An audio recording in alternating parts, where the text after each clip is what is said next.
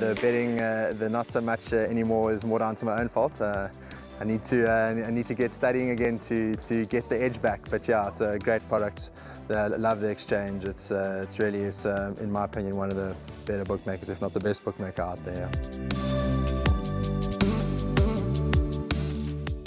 We move along to race number 2 on the card, which kicks off the place accumulator at Hollywoodbets Greyville on Monday, and you need to get those pair bets on by 1 o'clock. 1,700 meters the distance for the second race. It's a maiden plate for the fillies and mares. And Dees, I'll hand this one straight to you because I thought it's a competitive race, but you fancy King in the Middle, Allison Wright in race number 1. Could it be a quick fire double for them in race number 2? Because they have the favorite here. That's number 5, American Style. Yeah, that green sleeve swarm line, you're either going to go with it or not. And if you decide to go with it, then you got American Style, Ladies a Champ, and Whispering Green. There wasn't much that separated all 3 runners. So it's very difficult on how you're going to choose one out of the 3 runners. Because Whispering Green, I must tell you, last time out, I was a bit confused when they dropped her to 1,200 meters. God was thinking, there's a 1,200 meter race coming up. It'll just, bring her on. Because that was a close run, considering she ran on the 3rd of August, 21st of August, and then the 14th of September. So he must have just thought, I know our ideal distance is a bit further. Let me just, freshen her up, give her a nice sprint up, and I got this race in mind for her.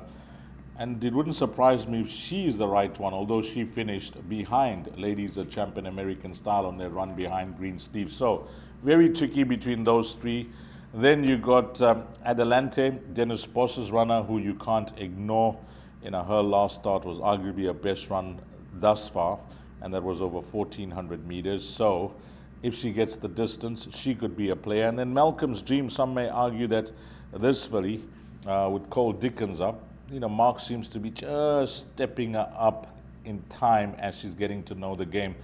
But she's been beaten far. But maybe this trip could suit her ideally. So, in summarizing, I'm a bit confused here on how to play the bar pot especially, but the place accumulator, I'm going to take a chance here.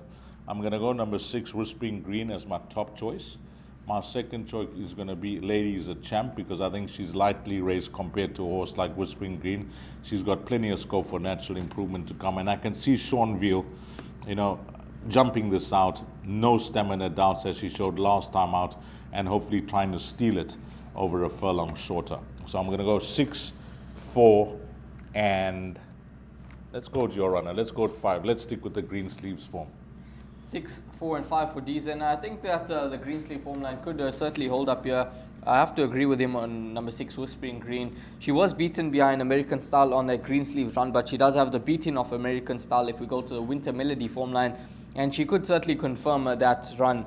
Robert Carty does take the ride, and Whispering Green, well, we're going for a 15-time maiden to hopefully shed her maiden tag at the 16th attempt in race number 2 on the card. Healthy respect for numbers 4 and number 5, and then number 7 and 8 could certainly be ones that, if they enjoy the 1,700 meter trip, especially back on the poly track for number 7 Adelante, then those 2 runners could well be effective. But Dees and myself, we're in the camp of number 6, Whispering Green, and we're hoping that the green sleeves form line certainly does hold up in this race, and we'll take our chances with number 6, Whispering Green.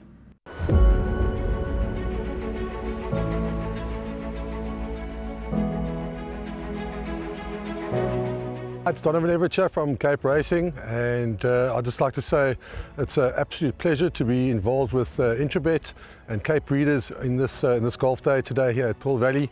It's fantastic for the industry to see all the relevant stakeholders coming down and having a good time and networking, and it's exactly what the industry needs right now in terms of moving forward and recreating some positivity to take us forward into the next year.